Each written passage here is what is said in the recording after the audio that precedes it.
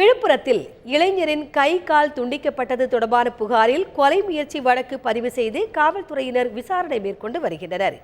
விழுப்புரம் அசோக் நகரைச் சேர்ந்த செந்தில் என்ற இளைஞர் கடந்த 3ஆம் தேதி காவல் கண்காணிப்பாளர் நரேந்திரன் நாயரிடம் அளித்த புகார் ஒன்றில் காதல் விவகாரத்தில் தனது கை கால் துண்டிக்கப்பட்டதாகவும் இந்த சம்பவத்தில் தொடர்புடையவர்கள் மீது நடவடிக்கை எடுக்க வேண்டும் என்றும் அந்த மனுவில் கேட்டுக்கொண்டிருந்தார்.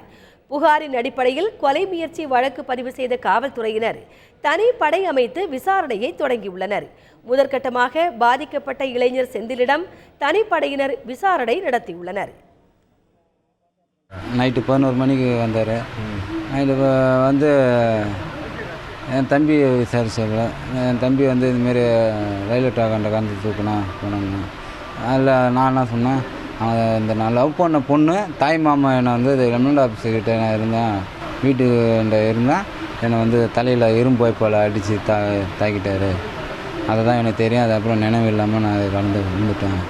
விழுந்ததுக்கப்புறம் என் கைகள் எப்படி போச்சுன்னு எனக்கு தெரியல அப்படின்னு இன்ஸ்பெக்டர்கிட்ட சொன்னேன். தமிழகத்தில் தாழ்த்தப்பட்ட பிரிவைச் சேர்ந்த இளைஞர்கள் மீதான தாக்குதல் அதிகரித்துள்ளதாகவும் இது தொடர்பான விசாரணையை காவல்துறையினர் புறக்கணித்து வருவதாகவும் பாதிக்கப்பட்ட இளைஞரின் தரப்பு வழக்கறிஞர் குற்றம் சாட்டியுள்ளார். தமிழகத்தில் தொடர்ந்து இந்த ரயில்வேல இந்த ஓரமாக இந்த மாதிரி தலித் இளைஞர்கள் படுகொலை செய்யப்பட்டும் இந்த மாதிரி வெட்டி போடப்பட்ட சம்பவங்கள் நிறைய தொடர்ந்து நடந்துக்கிட்டே இருக்குது. இருந்தாலும் இந்த காவல்துறை வந்து சரியான முறையில் தலித் இளைஞர்களுக்காக வழக்கு பதிவு பண்ணாமல் அது தற்கொலை, இது ரயில்வே ஆக்சிடெண்ட்டு, இது போல் ஒரு பொய்யான புகார்களை இந்த ஏற்படுத்தி இந்த வாலிபர்கள் மேலே தலித் இளைஞர்கள் மேலேயே திரும்ப சொல்லி இந்த வழக்கை புறக்கணிக்கிறாங்க. அதே நிலைமை தான் இந்த விழுப்புரத்தில் ஏற்பட்டிருக்கிற இந்த சம்பவத்துக்கும் இந்த செந்தில் மேலேயும் இது ஒரு தற்கொலை முயற்சி அப்படி இப்படின்னு சொல்லி பொய்யா சொல்கிறாங்க.